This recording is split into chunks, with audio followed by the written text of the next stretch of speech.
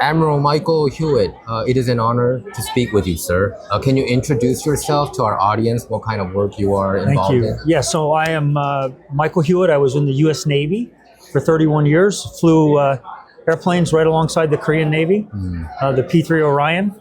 We hunted submarines together. After 30 years in the military, I retired in 2014 and started a company called IP3 to develop peaceful nuclear power for the emerging markets. And more importantly, to align with our allies, such as South Korea, in the coordination and development of civil nuclear power for the world. So let's talk about South Korea and North Korea. So I think President Trump and also it was somebody else, I suddenly forgot, but they mentioned about North Korea as like a nuclear power. What do you say to that? Are they officially, I know that they're not officially admitting that North Korea is a nuclear power, but even in some people have been saying that even in an informal public format, they worry that President Trump would say that North Korea is somehow a nuclear power, is because admitting it officially gives a completely different picture to the world. Well, I think everyone knows that North Korea has developed a nuclear program, both a civil program as well as a WMD program, or weapons of mass destruction program. And they've basically proven it on the world stage. They tested it. They've done a high yield test, which indicates to me that they have two things. They have highly enriched uranium, which is the fuel for a nuclear weapon. And they've developed what we call the physics package to actually detonate that fuel. Physics package, okay. And so they've proven that they can do that. We've seen them do that in underground tests. So you look at those two pieces and you go, that's two of the three pieces you need. The third piece is a missile system, a delivery system. And it's not lost on anyone that North Korea has developed a very robust ICBM program. ICBM. That is the most dangerous thing, right? It is. So when you put those three things together, I would contend that North Korea is a nuclear nation with weapons and with a civil nuclear program. So that's just a fact of it's just what a fact. It is. Do you think that President Trump would somehow make a deal with North Korea to denuclearize, or some kind of economic deal? What is your assessment about his past meetings with Kim Jong-un and going on from here on out?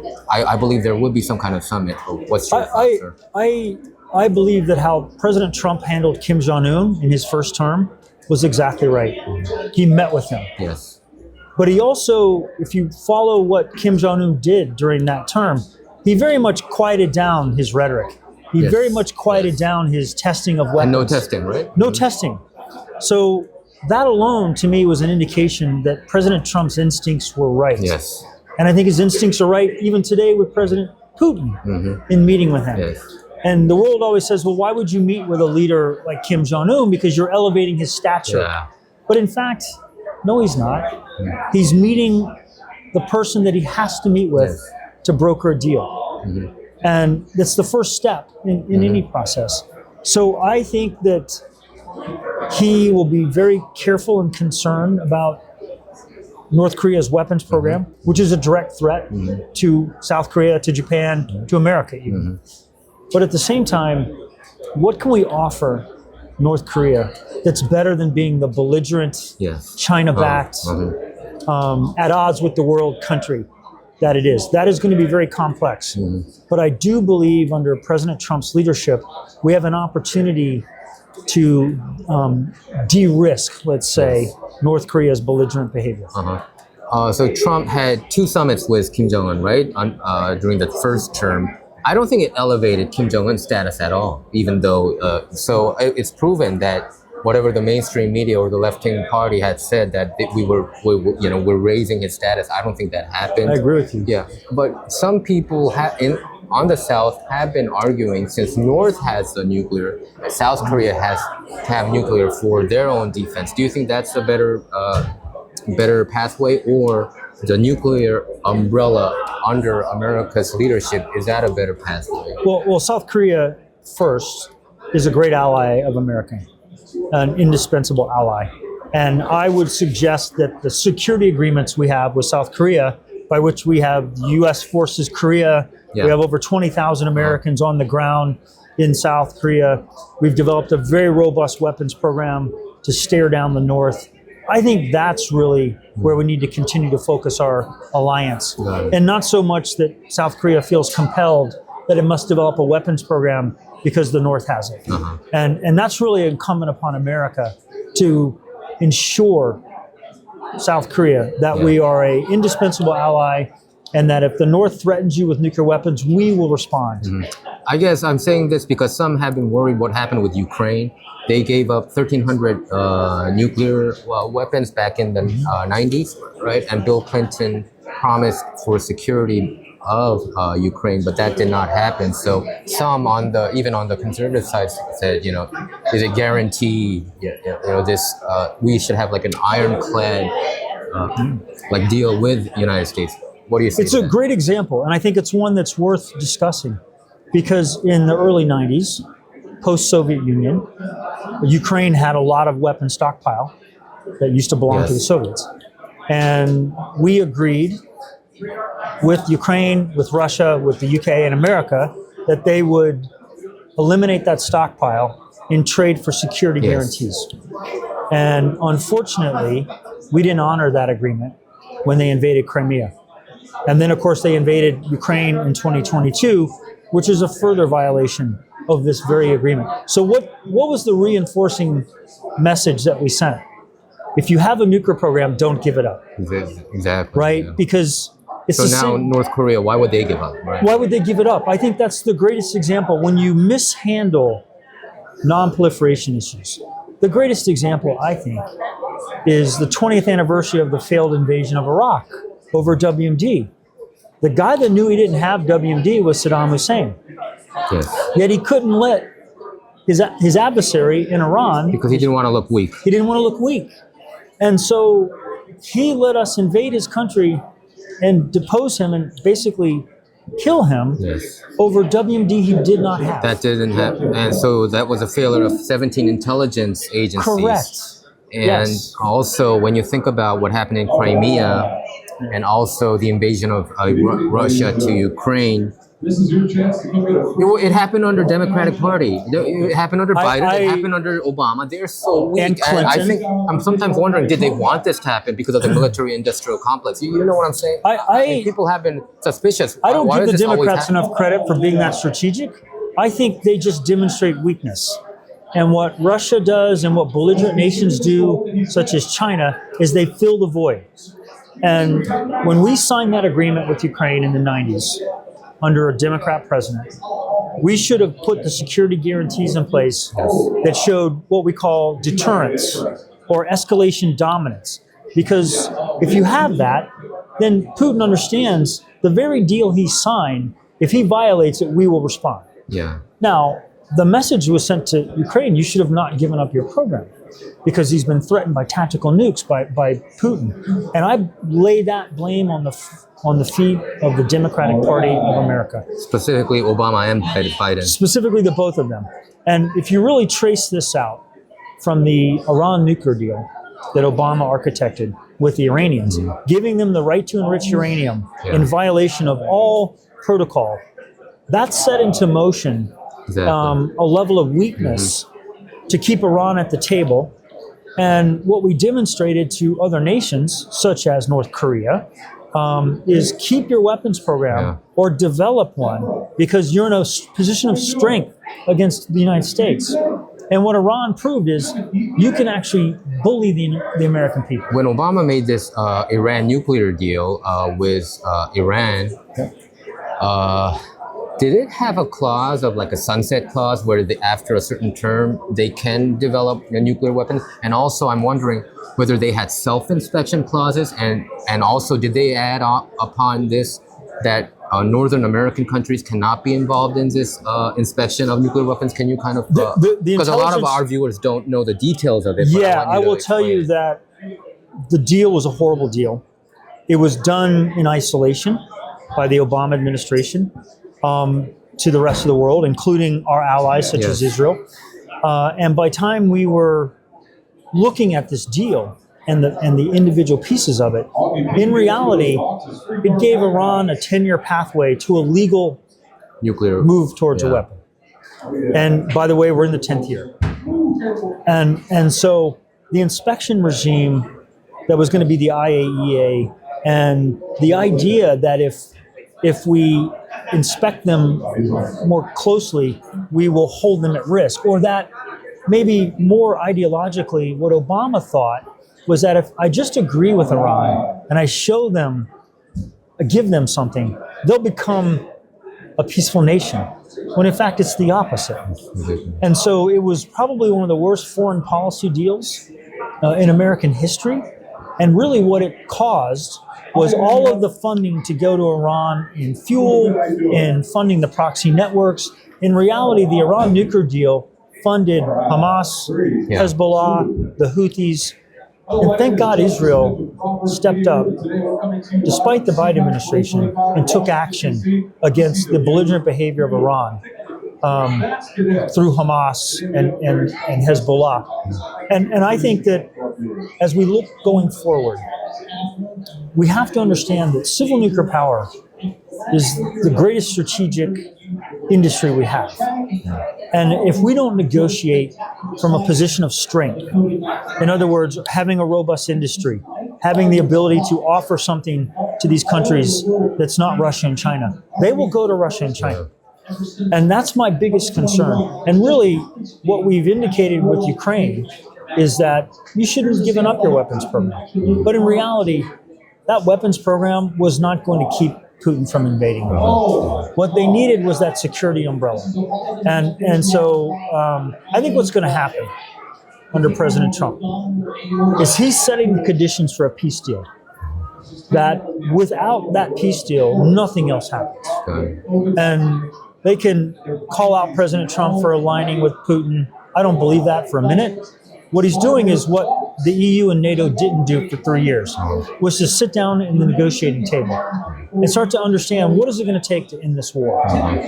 Because without that, you've lost over 1.5 million young men and women in a needless war that was caused by American weakness through President Joe Biden. And when you look at what Putin studies and what Xi studies, they see weakness when we leave Afghanistan. They see weakness by bargaining with the Iranians and turning a blind eye to North Korea and its belligerent behavior, and by extension, China. Weakness is always filled by authoritarianism. And that's what we have right now. In Afghanistan, how much amount of money of the weaponry did we leave there? Is it $600 billion? It was hundreds of billions of dollars of equipment, not to mention the human capital that we lost fighting the Taliban. And in reality, what President Trump did was he drew down the forces to about 2,500. But those 2,500 weren't fighting against the Taliban. They were providing crucial services to the Afghanis to help them keep the Taliban at bay. And it was a fragile but sustainable peace plan. We hadn't lost an American in years. Exactly. In and Afghanistan. And he kind of threatened the Taliban, if you kill one American soldier, that we're going to just annihilate you guys. And he even showed the pic photo of one of the leaders there. And we had not had a single American soldier die for the next 18 months, right? Correct. And the media never covers about it, so people don't know about it until you talk about it, like people like you and me. So Mark Milley, the former Joint Chief of Staff, he said that it was a greater idea to leave the weapons there and purchase new ones. Why would he even say that? And I just don't understand. I view him as a traitor. What is your view on Mark Milley? I am ashamed of our military leadership at the highest levels with Afghanistan. These are all men and women that fought in Afghanistan, understood the importance of holding the fragile peace. And I find it so ironic that the Biden administration talks about women's issues, when in fact what we did in Afghanistan was throw the women in Afghanistan back into medieval days. And so what General Milley and others should have done was tell the president this abandonment of Afghanistan is a huge mistake. politically, commercially, militarily, and they did tell him that the Taliban would fill that void quite quickly. And sure enough, they did. I don't think President Biden could have cared less what his military generals told him or what his own State Department told him. So while I want to be incredibly angry at the uniformed military for that operation and the fact that they want to claim that it was a strategic victory and a logistics victory by getting everybody out, it's a complete failure. But moreover, we failed the American people. Yeah. And if you're a military man that sticks to his principles, in reality, you should have resigned. Right. It doesn't make sense because even under Obama, didn't they give like $2 billion amount, piled in cash in 2 aircraft to Iran? And also under Biden, South Korea did import some oil from Iran. And Biden ordered South Korea. South Korea didn't want to do it, but ordered South Korea to unfreeze the account. So I think amount of $5 billion. Yeah. I mean, went to Iran, and then Hamas attacked Israel. What the Obama administration, by extension, the Biden administration, committed to the Iran nuclear deal. And so every bad decision they made was to keep that deal intact, when in fact it was the worst deal I've ever seen around allowing a country to get to a weapon of mass destruction. We had no ability to slow them down, and they've proven that. And on top of that, we unfroze assets, we gave them cash, we turned on their oil to the international market, and we did all these things. We enriched Iran. Of course we did, and we kept them on a position of strength against our position of weakness. And all of the funding that went to the proxy networks came from Iran.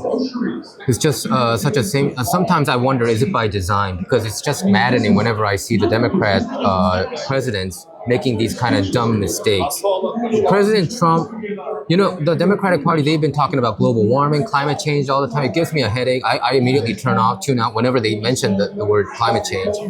President Trump said that the global warming that we have to worry about is nuclear power. And I think sometimes he wants to denuclearize even America.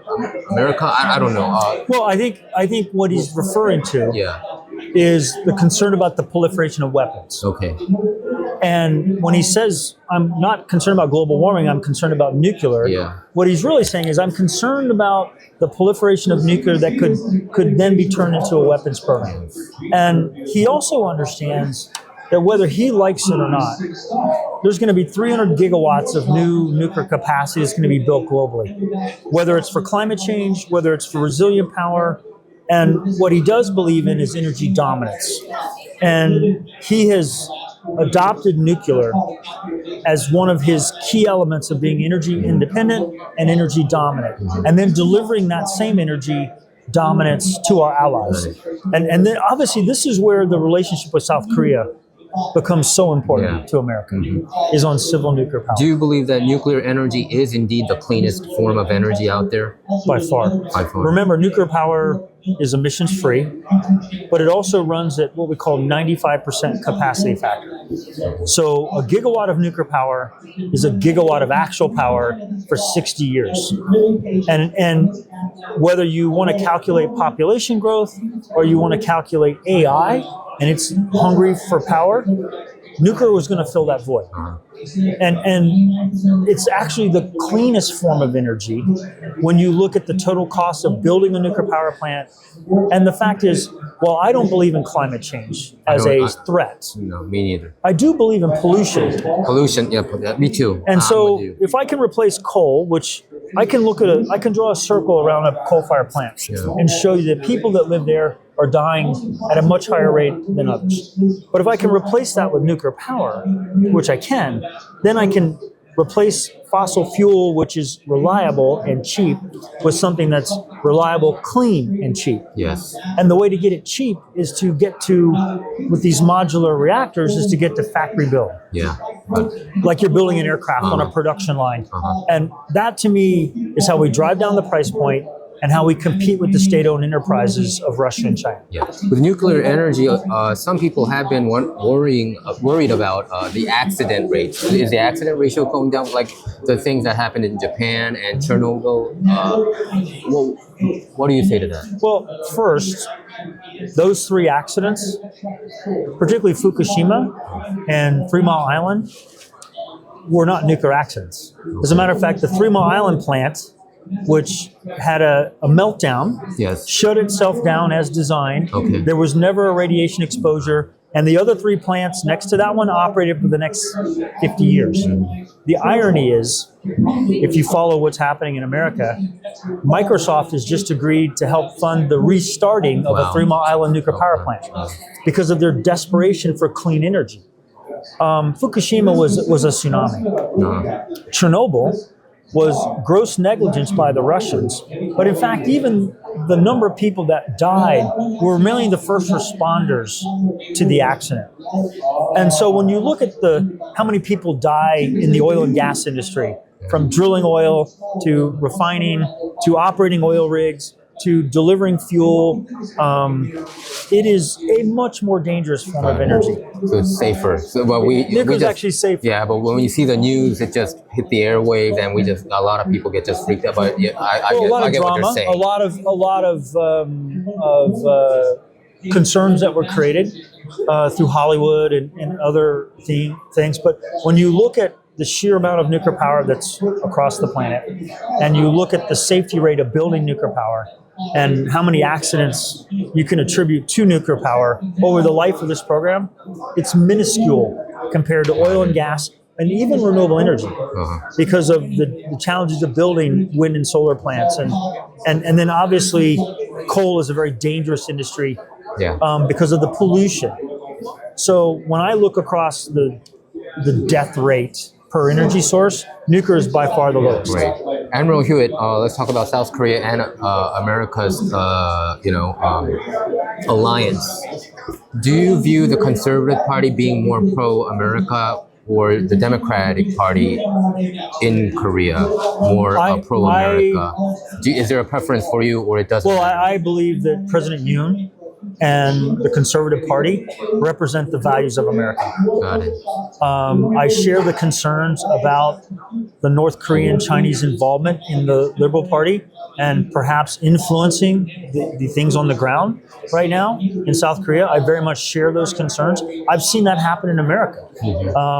So I believe that, as J.D. Vance said at the Munich Security Conference, that was awesome. He basically said, if our values aren't aligned, then I'm not sure how much America can work with you. And I think what President Yoon represents is an alignment of values between America and the United States. I mean, between America and South Korea, first and foremost. But then you start to look at our interests, and our interests are even greater than our values between South Korea and America. And I have talked a lot about the sacrifice America made in Korea to defend communism, to fight communism.